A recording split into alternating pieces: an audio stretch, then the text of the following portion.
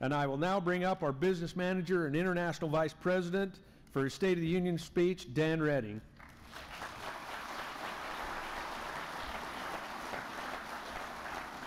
Thank you. First of all, I want to thank everybody. We got sworn in today, and I want to thank everybody for having the trust in us to run this great local.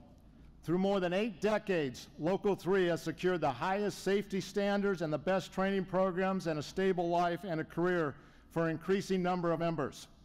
I will share how well our union is doing and what we need from our staff and members going forward. Plenty of work out there right now throughout our 4-state jurisdiction. But I want to recognize not only the size of these jobs, but how much they are improving and putting our membership to work. Valuable resources like hospitals, disaster prevention projects, infrastructure improvement projects like energy production and transmission, much needed housing and quality of life improvements, parks, hospitals, schools that we are working on. Every year our union negotiates hundreds of agreements. Some of these agreements cover a huge amount of members, and other times it only covers a few. We are able to do this because we elect union-friendly politicians, which release funding for our work. The infrastructure package and everything else, we have been able to negotiate the highest increases in California, Utah, and Hawaii in their master agreements. And for the first time in a long time, we are now able to allocate money to our pension that gets a benefit going forward, which is something we're extremely proud of. Membership numbers. Our memberships, including applicants, continue to grow. A snapshot of 2024 shows that our membership numbers were at 39,254. If you include applicants in that number, we are well over 40,000 members strong in Local 3. Since 2021, the International has averaged 1,000 members a month across the United States and Canada, growing because of the politics and the money that's been poured into construction work across this country. But all of this just doesn't happen. The funding for these projects is a result of decades of political work. Before we get into this, I want to ask you a few questions. Are you happy with the amount of work that we're on right now, today? Are you happy with the wage increases we're setting at all-time highs and what you're receiving out there in the field today?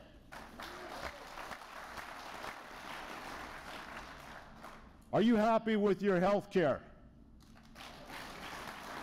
And the fact that we have not had to allocate in over 4 years to our health care funds, and they continue to grow. That's extremely positive. And I want to ask you, are you proud that you're able to negotiate your agreement, sit across from the table, demand working conditions, and if you have to strike, you got the right to strike? Are you proud of that?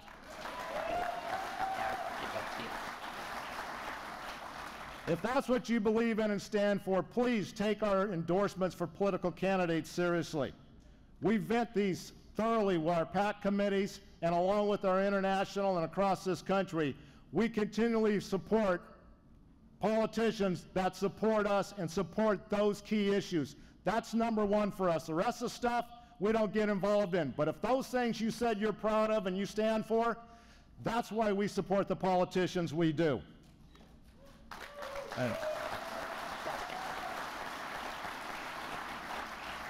I get asked all the time, why do we support the politicians we do? And again, I tell them point blank, it's because of those issues that we stand for that better our lives. What's a pro-union candidate? A pro-union candidate is somebody that stands up for unions, against right to work, supports prevailing wage.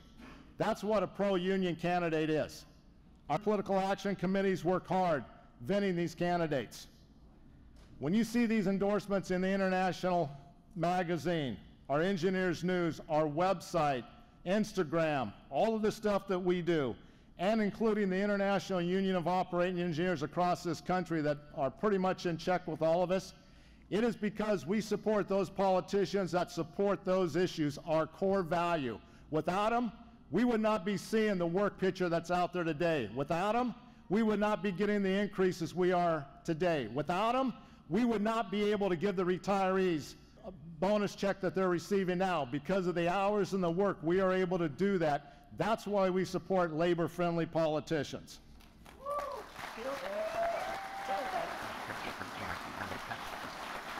You know, we grow this local union because we are the best at what we do. But we must fight each and every day for better wages, working conditions, health and welfare. Every time we elect a labor-friendly politician, we improve our benefits. Every time an anti-labor, right-to-work politician is elected, we lose or have to fight like hell to keep what we got. We got to remember that every time this stuff comes up. We are leaders of this organization that you've elected us to. Some people have other issues that they think are more important, and they vote that way, and that's each and every one of your rights. But as the leaders of this organization, we will continue to support the politicians that support us. We will continue to fight for our wages, our health care, and our working conditions. And as long as we're here, we will never support a politician that does not support Local 3.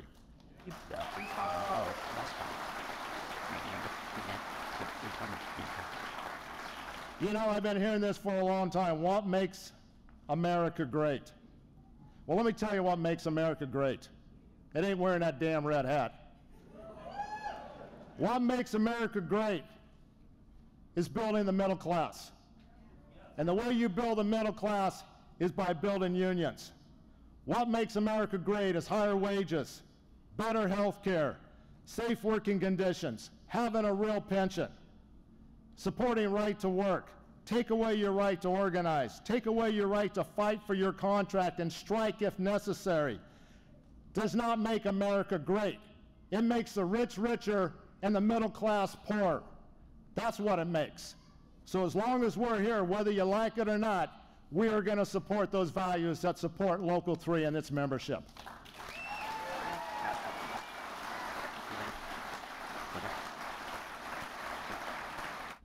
You know, my point is not to offend anybody. You know what?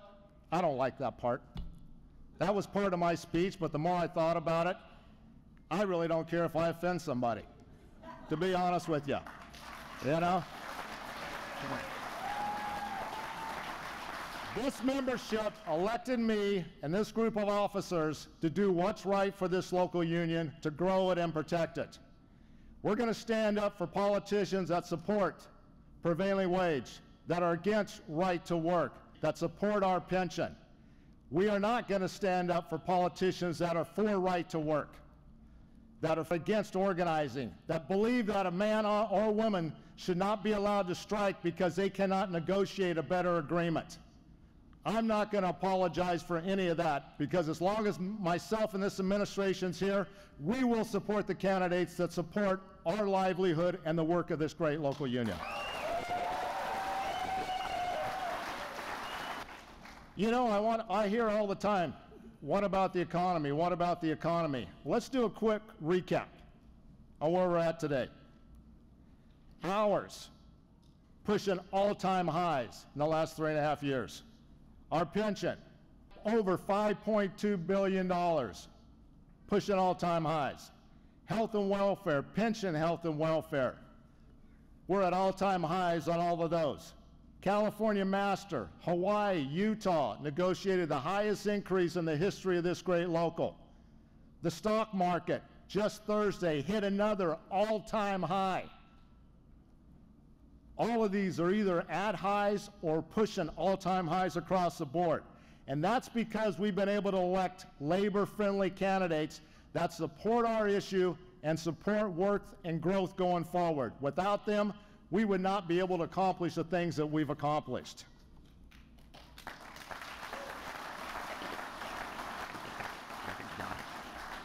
A few notable races that we want to pay attention to. In the Central Valley, Jessica Self for Assembly.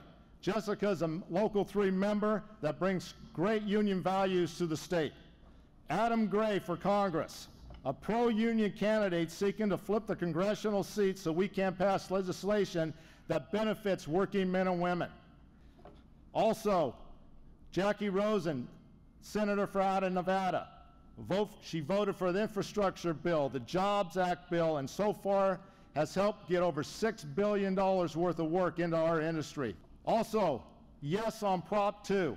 That's going to generate over $10 billion worth of work if we could pass it. Not only that, but that whole job project will be under a PLA. And a PLA means that work's going to go union. That's why we're supporting it.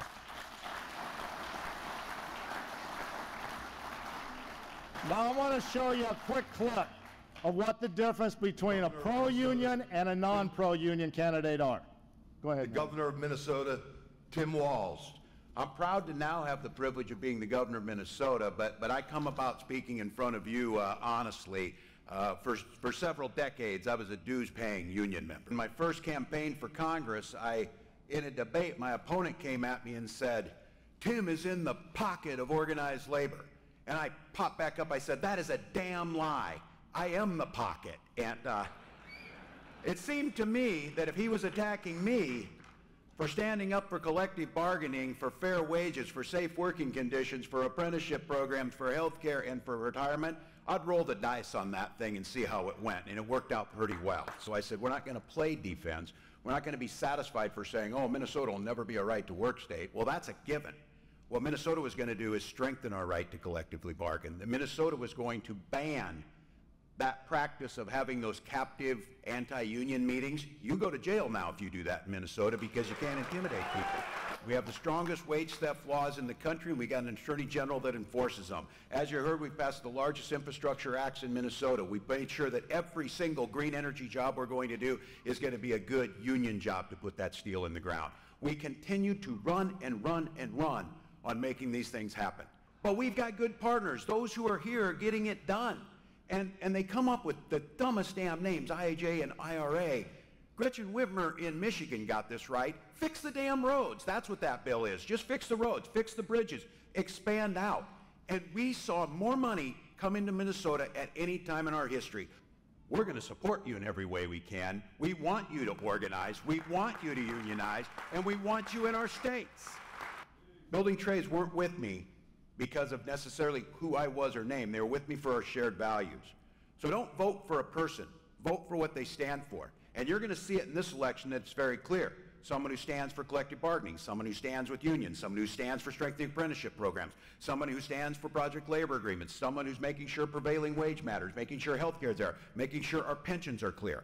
Stand together, and I'll say this, if we do that, we truly are building the foundations for the future. Thank you all.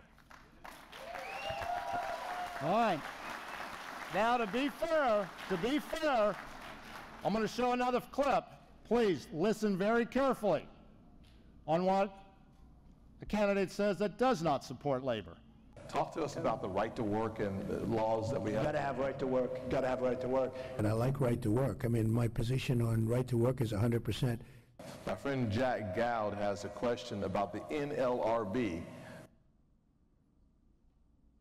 As you know, we've won, let me say a nicer word, we've won. They decided not to go union, and that's a great honor as far as I'm concerned. I mean, I look at what you do, you walk in and you just say, you want to quit? They go on strike. I won't mention the name of the company, but they go on strike and you say, that's okay, you're all gone. You're all gone, so every one of you is gone, and you are the greatest. You would be very good. Oh, you would love it.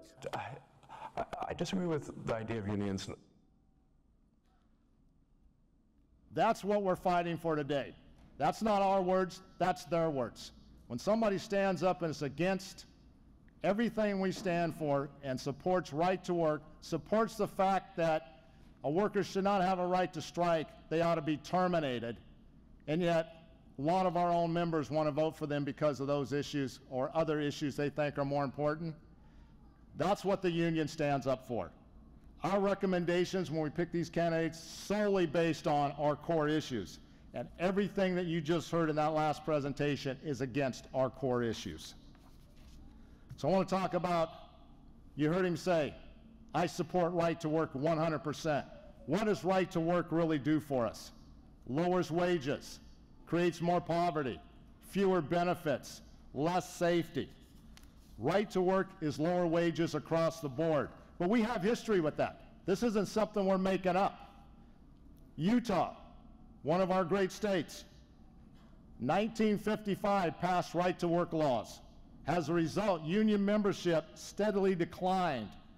Unions are now weakened by right-to-work laws. Politicians strip prevailing wage. They don't have a prevailing wage in that state no more. And as you could see, in 1959, their wages were comparable to California. Today, the wage alone is nearly $25 an hour less. And when you put everything else in, they are making 40% less than we make here in California. I got to say, the guys in Utah, our staff, are doing an incredible job organizing in a state that has everything against unions, but we're continuing to grow there because down deep, I think people really realize the way you grow America is by growing the unions, and they're doing a job, but they're having to fight stuff like that each and every day.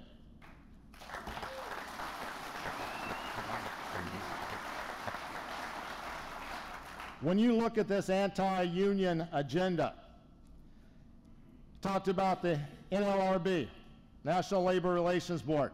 Right now we have one of the most union-friendly boards out there. It wasn't like that 3.5 years ago. We had the most anti-union board out there. Voluntary union recognition, get rid of it.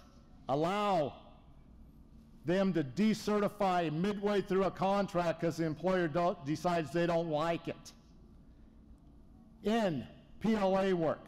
That's all the stuff that's projected to happen if he's elected. And this isn't speculation. A lot of this is what happened in 2016, the first week he was in office. Luckily, the Biden-Harris administration was able to flip that in the last 3.5 years, is why we are now enjoying one of the most labor-friendly administrations we have ever seen, and it's showing in our work hours, our pension, and our wages going forward. So at the end of the day, they ask who are we supporting as a union? It's extremely clear. We are supporting a pro-union administration against an anti-union administration. It's that simple.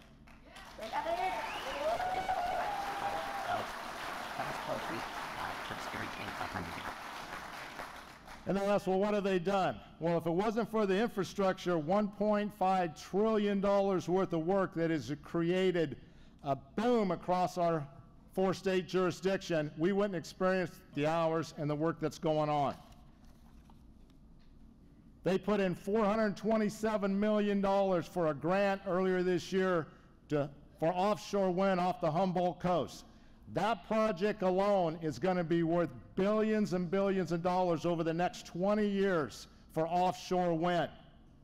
Trump has said if he gets elected, that's one of the first projects he's going to kill, which will be massive amount of work for operating engineers. Prevailing wage, the Biden administration restored prevailing wage across the board that had been stripped away in the last 3.5 years. Again, these are 100% union issues that we have to consider every day when we support candidates. I want to thank each and every one of you for coming out here today, and I want you to take something back with you. Things have changed what a career in construction means today. A career in construction trades means today that you are the best of the best. Highly technical, specialized field in an area that few people can do. It's a career that's highly sought after, and it affords you the ability to provide for yourself, your family, and retire in dignity. Talk to these retirees out there.